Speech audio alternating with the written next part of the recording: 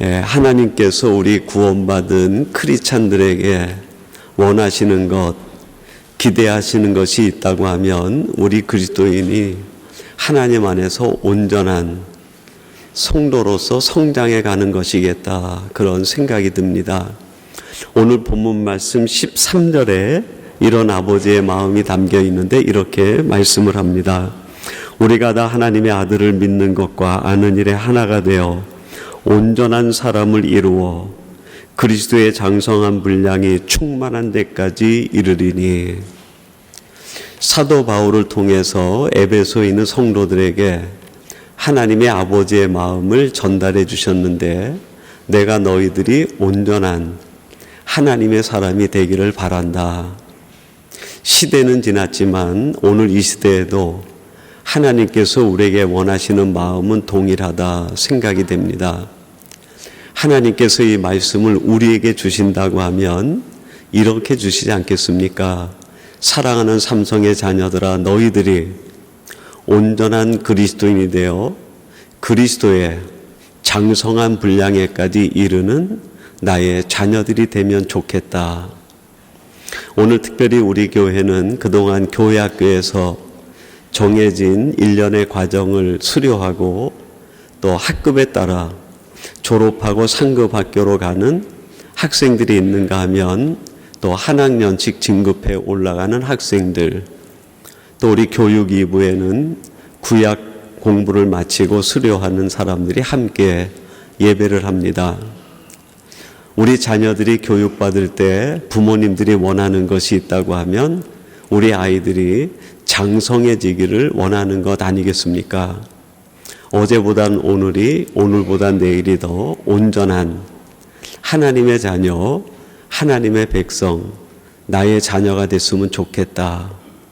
이것이 부모님들의 자녀들을 향한 바람이고 선생님들이 교육을 하신 목적이고, 이것이 크게 보면 우리를 향한 아버지의 마음 아니겠습니까?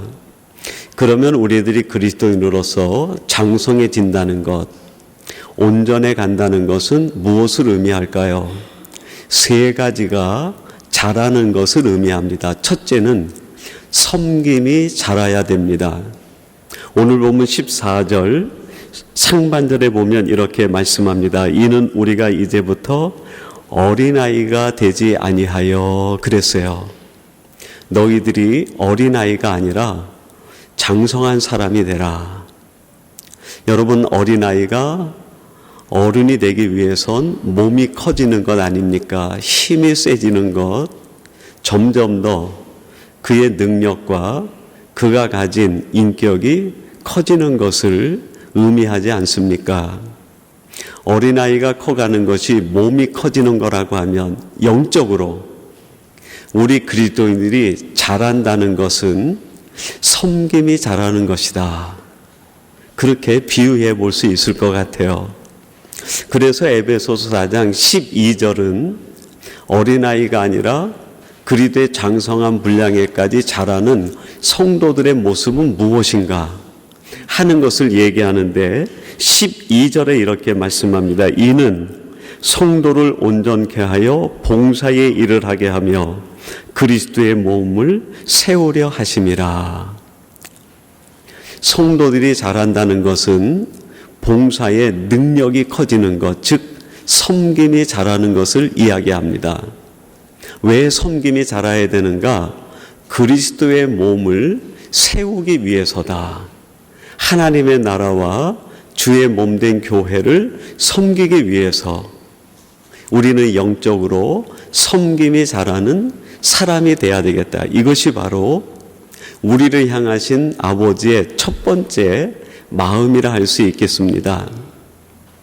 마태복음 21장 42절에 보면 이 땅에 섬기러 오신 예수님 스스로가 이렇게 자신의 섬김을 이야기합니다.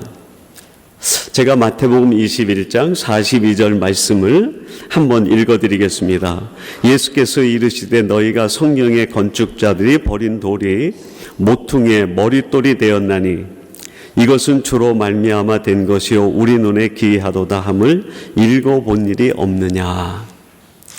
예수님이 이 땅에 오신 것은 마가복음 10장 45절에 보면 섬기러 오셨다 말씀하시고, 그 섬김의 예를 예수님이 말씀하시는데 하나님의 집 건축자의 머릿돌로서의 사명을 이루기 위해서 오셨다고 얘기합니다.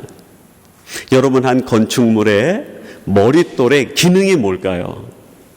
그 건물의 모든 하중을 감당해내는 것이 머릿돌의 기능이에요. 이 머릿돌에 그 건물의 모든 무게와 모든 하중이 다 걸려 있는 거죠.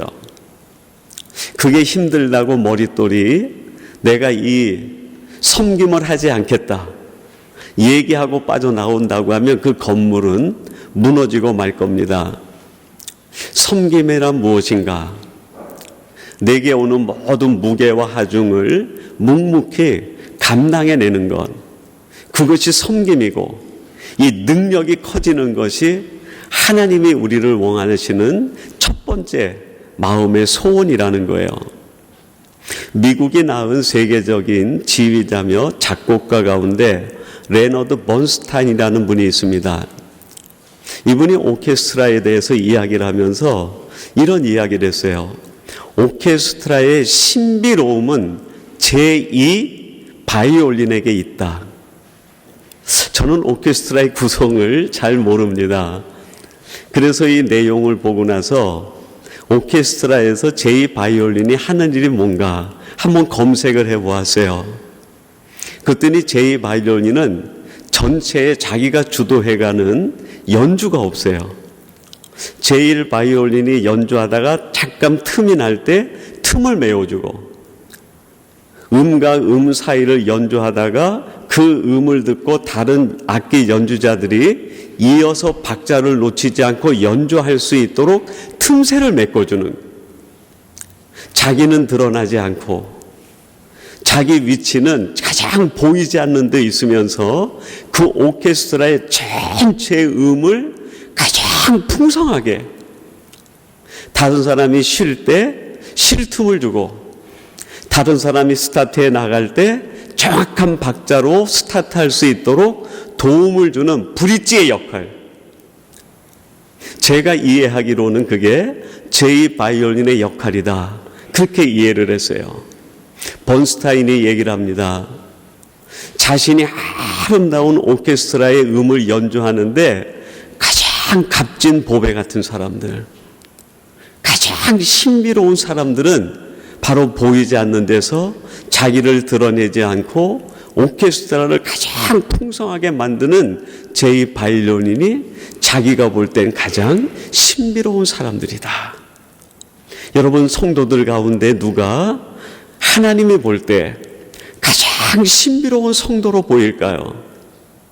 번스타인의 말을 빌리면 맡은 자리에서 섬김을 다하는 사람들, 묵묵히 자기 무게를 감당하고 자기에게 쏟아지는 모든 하중을 감당해내면서 맡은 바 책임을 다해내는 사람들, 이 사람들이 하나님이 볼 때 가장 신비로운, 칭찬받을 만한 성도 아니겠습니까? 오늘 우리는 사랑하는 자녀들과 함께 수료와 진급 예배를 드립니다. 오늘 이 자리에 우리 아이들이 수료와 진급하게 된 데에는 그 뒤에 제2 바이올린 같이 숨어있는 섬김의 사람들이 있었어요. 우리 선생님들이 많게는 10수년을, 짧게는 1년, 2년을 이 학생들을 위하여 시간을 내고 물질을 투자하고 자기의 삶을 투자하고 마음과 열정을 투자해서 이 아이들이 이렇게 성장하게 만들어 그 뒤에서 빛도 이름도 없이 섬기신 우리 많은 선생님들, 우리 교사들이 우리 삼성교회 제2 바이올린 같은 하나님이 볼 때 신비로운 하나님의 사람들 아닙니까? 여러분 또한 우리 삼성교회 곳곳에 많은 재직부서 가운데 하나님 앞에 기름 부어 세워주시고 하나님이 재직으로 불러주시어서 아무도 관심 두지 않지만 이른 시간 와서 성도들을 섬기는 많은 제2 바이올린 같은 성도들이 있습니다. 우리 은퇴 장로님들은 어떻습니까?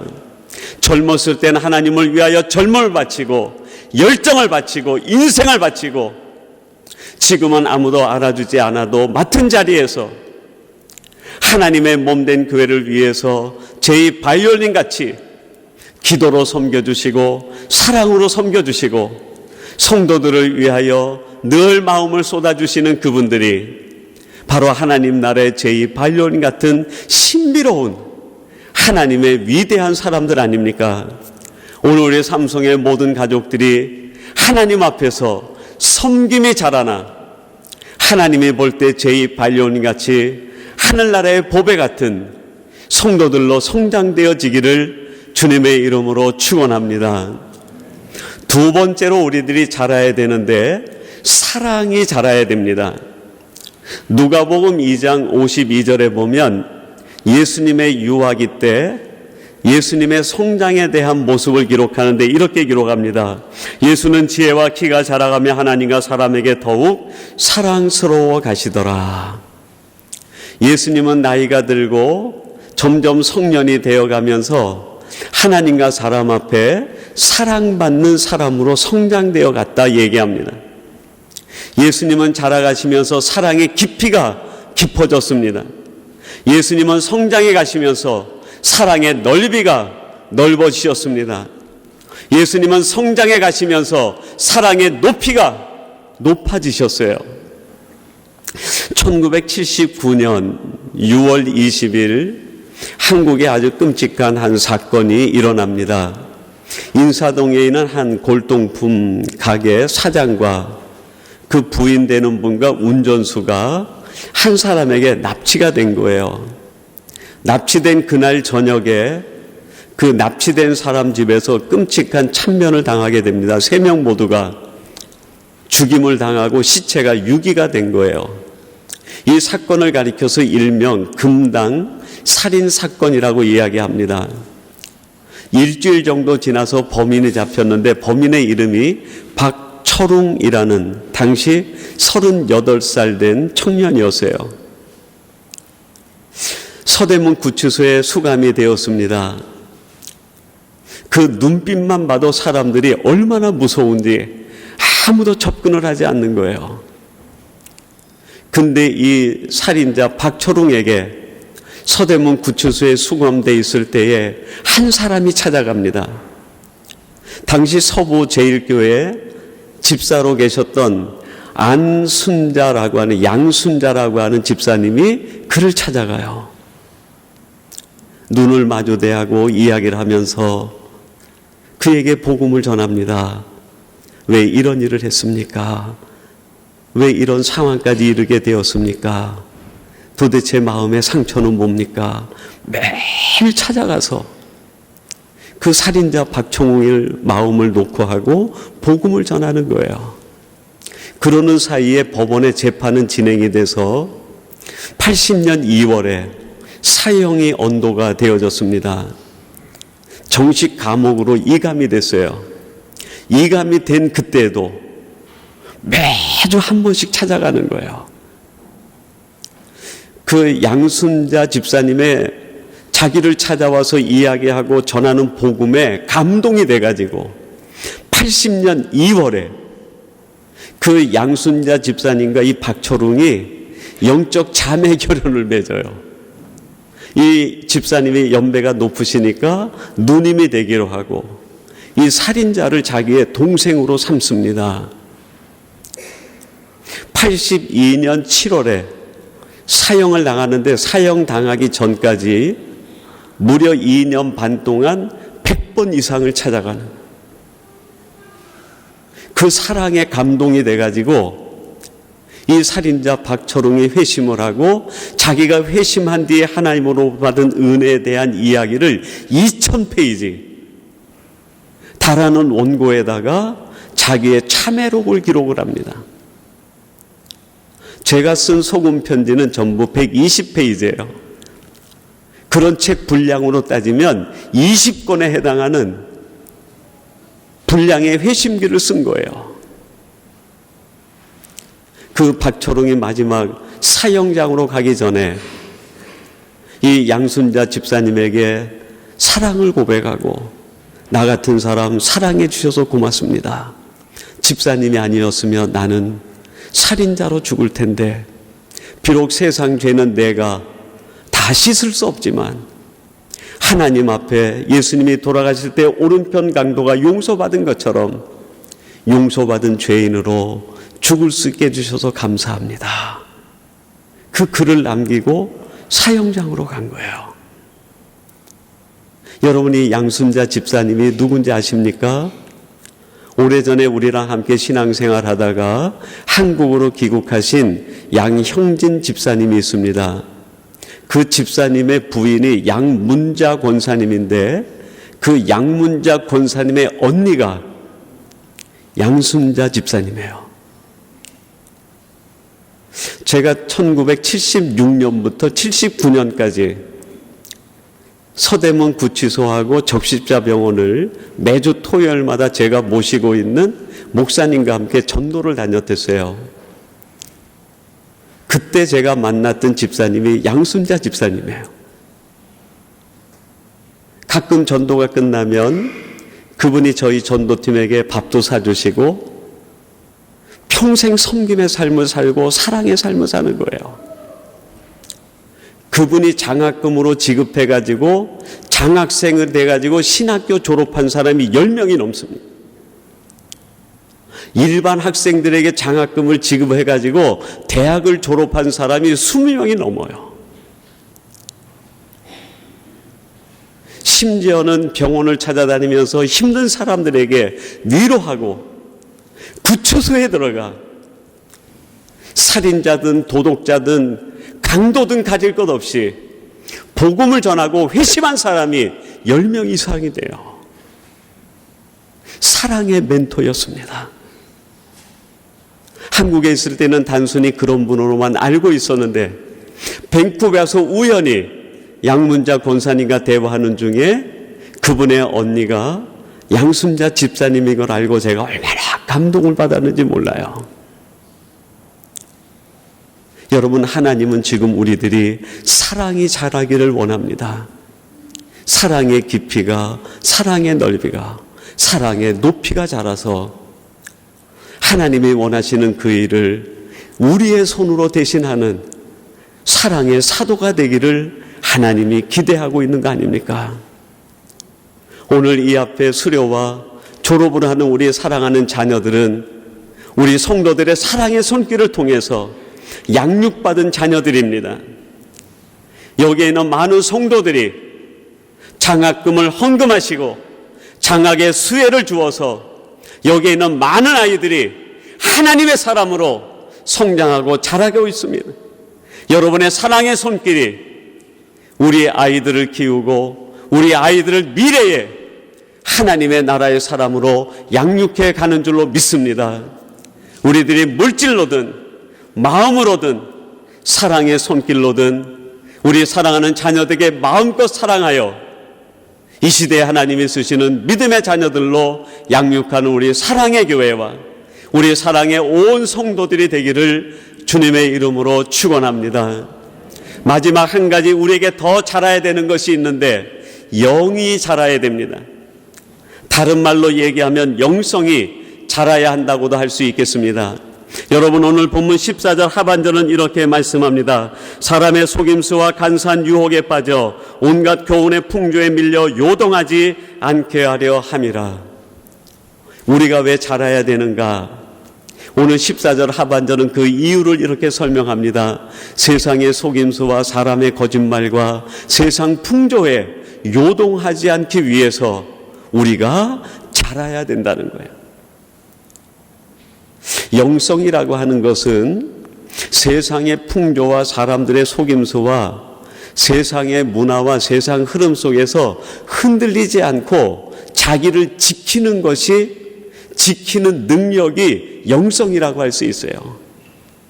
여러분, 어떻게 우리들이 이 능력을 키울 수 있을까요? 이 능력은 말씀 묵상과 더불어서 비례하여 자라납니다. 하나님의 말씀이 내 안에 뿌리를 내리고 말씀이 내 안에 깊은 묵상으로 자리를 잡을 때 사람의 거짓말을 분별해낼 수 있어요. 사람의 유혹을 막아낼 수 있습니다. 세상의 풍조를 거부할 수 있습니다. 여러분, 이 앞에 있는 우리 자녀들이 이 험난한 세상으로 들어가서 사람들의 거짓과 유혹을 어떻게 이겨낼 수 있을까요? 우리가 가진 지식과 내가 가진 지혜로는 이겨낼 수 없어요. 말씀의 진리가 우리 안에 뿌리를 내려야 됩니다. 종교 다원주의와 동성애와 온갖 마약이 난무하는 이 시대 속에 여러분, 우리 자녀들이 어떻게 삶을 지켜낼 수 있을까요? 자기 결단으로 되지 않아요. 그 안에 말씀이 강하게 심어져 있어야 돼요. 시편 1편 4절은 이렇게 말씀합니다. 악인들은 그렇지 않으며 오직 바람에 나는 겨와 같도다. 시편 1편이 말하는 악인은 말씀의 뿌리를 내리지 않은 사람들을 의미합니다. 말씀의 뿌리가 내려지지 않은 사람들, 세상에서 날리는 겨처럼 다 흩어지고 만다는 거예요. 그러나 말씀의 뿌리가 깊이 내리면 세상에 어떤 바람이 불어도 흔들리지 않아요. 요동하지 않습니다. 날아가지 않아요. 여러분, 창세기 41장 38절에 보면 요셉의 이야기가 나오는데 이렇게 말합니다. 바로가 그의 신하들에게 이르되 이와 같이 하나님의 영에 감동된 사람을 우리가 어찌 찾을 수 있으리요.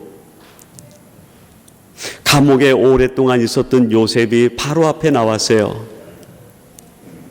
바로가 그 요셉을 보자마자 감동을 받습니다. 그리고 하는 말이, 이렇게 하나님의 영에 감동된 사람을 우리가 또 어디서 찾을 수 있으리요. 여러분, 요셉이 그 깊은 감옥에서 어떻게 이렇게 하나님의 영에 감동되는 영성의 사람이 될 수 있었을까요? 그 깊은 감옥에서도 늘 말씀으로 자기를 채우고 하나님의 영으로 자기를 채운 결과입니다. 이제 우리 자녀들이 말씀으로 자기를 채우고 하나님의 영으로 자기를 채울 때 하나님의 영에 감동된 사람이 되어 세상 그 어디에 나가도 하나님과 사람 앞에 쓰임받는 자녀들이 될 줄로 믿습니다. 우리 자녀들뿐 아니라 우리 온 성도가 오늘 말씀을 통하여 우리에게 기대하시는 것처럼 내 안에 섬김이 자라고 내 안에 사랑이 자라고 내 안에 영이 자라서 하나님의 영에 감동되어 하나님 손과 세상 앞에서 쓰임받는 우리 삼성의 모든 가족들과 우리 사랑하는 자녀들이 되기를 주님의 이름으로 축원합니다. 우리 같이 기도하겠습니다. 하나님 아버지, 오늘 말씀을 통하여 아버지 하나님께서 우리를 향해 가지고 계신 아버지의 마음을 알려주시니 감사합니다. 내가 너희들이 온전한 나의 자녀들이 되기를 원한다 하시는 하나님 말씀 앞에 우리들이 무엇이 자라야 되는지 깨닫게 해주시니 감사합니다. 예배하는 삼성의 모든 가족들과 이제 수료와 진급하는 삼성의 모든 자녀와 성도들이 섬김이 자라게 하시고 사랑이 자라게 하시고 하나님의 영으로 충만하여 세상 앞에 하나님 앞에 쓰임받는 성도와 자녀들 되게 하여 주시옵소서. 예수님의 이름으로 기도하옵나이다. 아멘.